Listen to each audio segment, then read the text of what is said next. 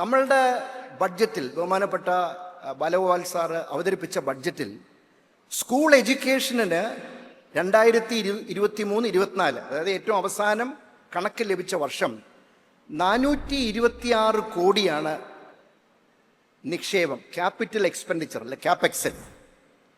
എന്നാൽ കിഫ്ബിയുടെ ആ മേഖലയിലുള്ള ഔട്ട്ലേ 3224 കോടിയാണ്.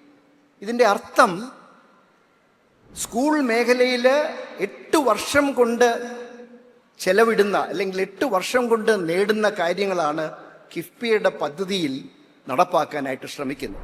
നമ്മൾ സ്കൂൾ വിദ്യാഭ്യാസത്തിലുള്ള 44,500 സ്കൂളും 11,257 ലാബിനെ കുറിച്ചൊക്കെ നമ്മൾ ധാരാളം കേട്ടിട്ടുണ്ട്.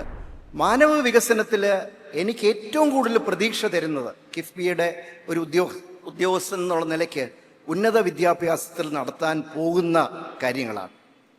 ഉന്നത വിദ്യാഭ്യാസത്തിൽ നമ്മൾ മുടക്കുന്നത് 2227 കോടി.